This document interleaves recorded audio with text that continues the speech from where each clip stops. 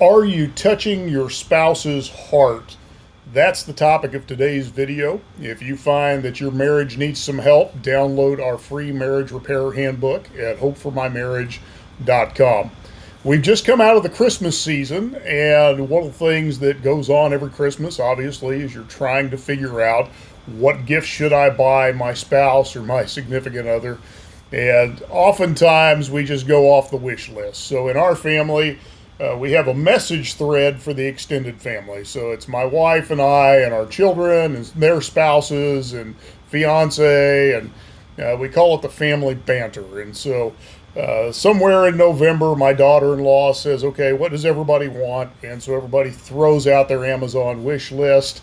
And, mine was like socks and cologne and a sweatshirt, things that are practical but not necessarily meaningful. And my wife had the same thing, a milk frother and, a couple of other things. But what I wanted to do and what she wanted to do is what we did for each other is we wanted to connect with one another's heart. And so for her, I bought a book. Now, I did buy it on Amazon, I'll admit to that. But it was a book of what I love about you. And what's cool about the book is you fill in the blanks on 120 different statements. I love the way you, and then there's a blank. And so I spent time writing out 120 different things that I love about my wife. I wanted to give her something very meaningful, something that touched her heart, something that said, you're special to me. I love you deeply. You matter to me. We were coming up on our 33rd wedding anniversary the next week after. And so I wanted to give her something meaningful. Now, I also bought her the milk frother and some of that other stuff.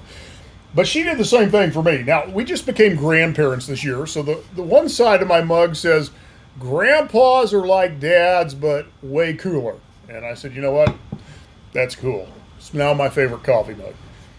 But here's what I really loved. She had this put on the back side of it. I have seen the best of you and the worst of you, and I choose both.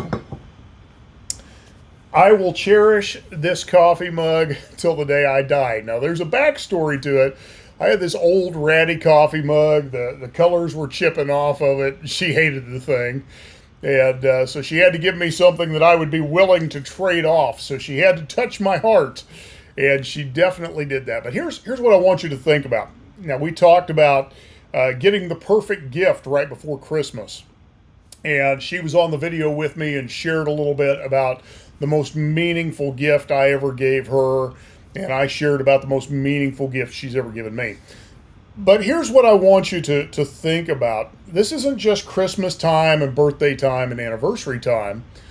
This can be something that we want to look at week in and week out, month in and month out. Are we touching the heart of our spouse? One of the most memorable things in our married life, this would have been probably 17 years ago, roughly. We went on an anniversary trip to the hill country of Texas. And we rented what, prior to Airbnb would now be an Airbnb.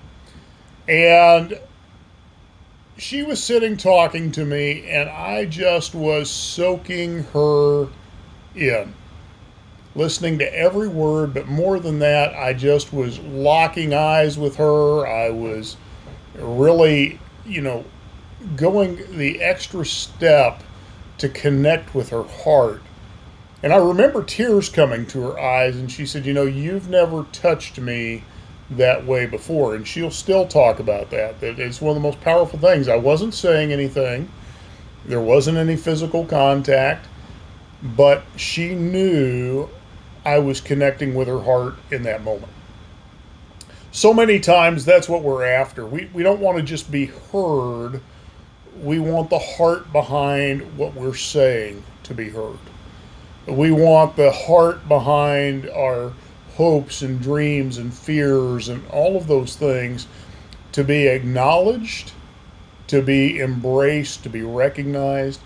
And so I just want to leave you with that thought. Are you touching the heart? Are you moving beyond the surface and looking for ways to go deeper, to make that deeper connection of the heart? You know, when we make those deep heart connections, it's so much easier to navigate the difficulties of marriage. It's so much easier to rack up years and decades in your relationship because you don't connect with anybody else on that level. There's no one who plugs into that intimate spot of your heart like your spouse does.